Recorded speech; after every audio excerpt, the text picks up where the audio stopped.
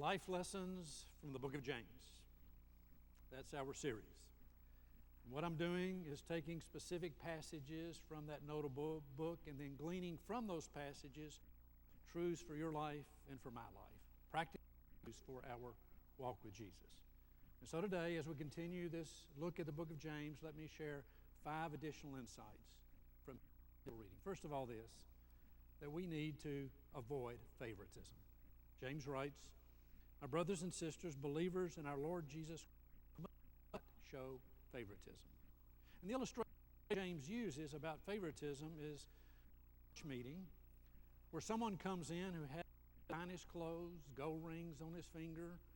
He obviously is very wealthy. He is an influential figure in the community, and that person comes into this church meeting, perhaps a worship service, and the ushers and the greeters rush to that wealthy man, and they greet him humbly and graciously, gladly, and they escort him to the finest seat in the house. Right behind that wealthy man, says James, comes a poor man. And the ushers and greeters don't rush up so warm and so gracious and so gladly. They, with hesitation, welcome him into the church service, and then they find him off somewhere to the side and perhaps even on the floor. Says, is that the way the people of Jesus ought to be? That we welcome the wealthy and we ignore the poor. That we show favoritism to one group of people and not to the other. I don't know of a congregation alive that can say that every single Sunday we are 100% hospitable. I don't know a congregation that could honestly say every Sunday morning every comes into that particular congregation is absolutely 100% loving grace, because we're human beings. I do believe that you can be that kind of Christian. I do believe that the people of Germantown Church want to be a hospitable people. I do believe that you want every person to experience the love of Christ as much as he or she can. I don't know if you know about the order of the Benedictines or not. They were founded in this Catholic tradition. They were founded in the 5th century by Saint Benedict. And every monk in the Benedictine tradition is to live by certain rules. And one of the rules of the Benedictine order is this: guests who present themselves are to be welcomed as Christ. For will say, I was a stranger and you took me in. The first insight from James this day is that we, followers of Jesus, must avoid what we must treat every person we encounter, every person who comes our way, as a child of God. Secondly, James would tell us to watch selfish ambition. Watch selfish ambition. He writes, "But if you harbor bitter envy and selfish ambition in your hearts, do not boast about it or deny the truth. Such wisdom is earthly, unspiritual, demonic." I think you know that Jesus never condemned ambition, never condemned success, he never condemned wealth. There's not one single verse anywhere in the New Testament, anywhere in the Gospels, where you can find that Jesus of Nazareth condemned ambition or the search for success or even wealth. But what Jesus did condemn was greed, selfishness, lack of generosity. And that's what James is talking about when he says that we can become selfishly ambitious. Our success, our accomplishments, our achievements, our wealth can become self-serving rather than other-serving. In fact, he writes in this book some really biting words about wealth. He says, "Pay attention, you wealthy people. You have lived a self-satisfying life on the earth, a life of luxury." Now please hear me. Jesus didn't say, and James is not saying, that being successful, being ambitious, being wealthy is in and of itself a sin. What they are saying, when we let our wealth, resources, and our influence and our connections become all about us, about helping others, that's an issue. Some years ago in another church, I preached a sermon on success. The title of that sermon was, "What does God think about success?" The next day, on Monday, I got a call from one of the wealthiest members in that congregation, a very influential man in that community, and he said, "Richard, can we have lunch together?" I said, "Sure." Lunch together, and he asked me not long after we had sat down, and placed our order, he said, does God have a problem with my success? In light of the sermon I'd preached, where I'd sought to balance the expectations of Jesus with self-giving, he was concerned that Jesus had a problem with his success, that God has a problem with his success. Let me tell you what I told him. Here's what I said. I said 4 things. 1, don't believe for a moment that you're a self-made. Your success, my success, your accomplishments, your achievements, my accomplishments, my achievements, your resources, my resources, are not because we did all this by ourselves. There's not a person in this sanctuary, I don't care where you are in the successful strata of life, that got to where you are or I got to where I am by ourselves, right? Every single one of us have been the beneficiaries of people who made a difference in our lives. And we've certainly been the beneficiaries of God's grace and God's love in our life. So I said, first of all, just presume to be a self-made person. I said, secondly, then live humbly. Let people see that you're living humbly. And I said, thirdly, give generously of your resources.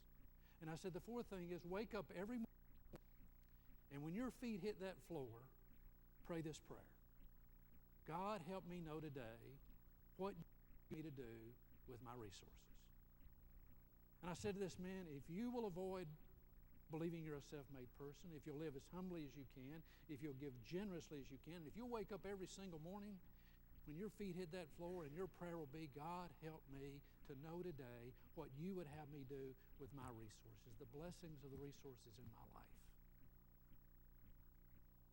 then your success, your influence, your wealth is not a problem. But when it is selfish, self-centered, and greedy, says James, it is a problem. Third thing today is handle instructively.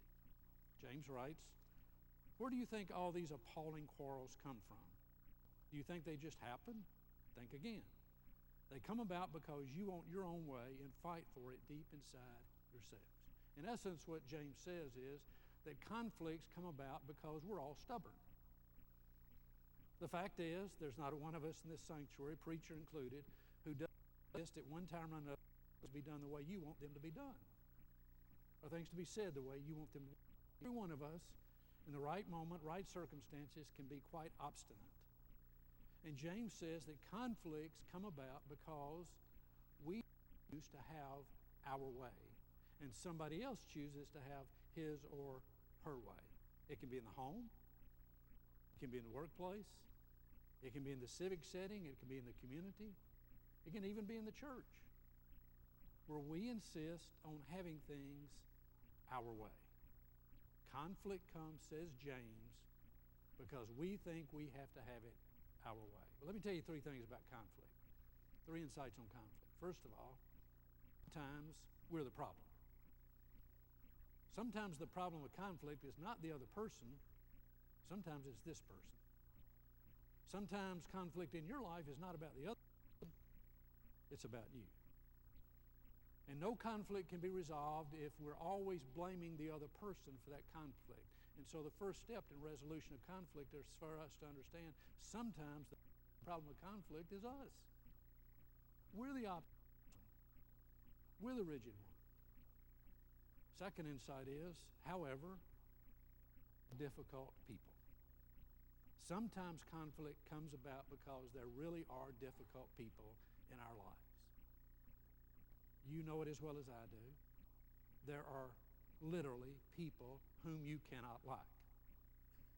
There are people I cannot like. There are people who don't like you and people who don't like me.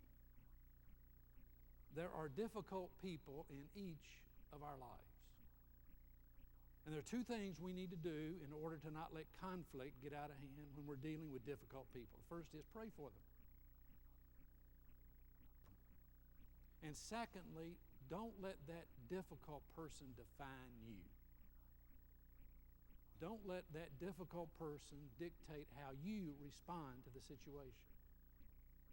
That's often some conflict comes about because there really are difficult people in our lives. The other thing about conflict is sometimes conflict's necessary. In fact, sometimes conflict is a... I'll give you a prime example. You know the name Doc Rivers?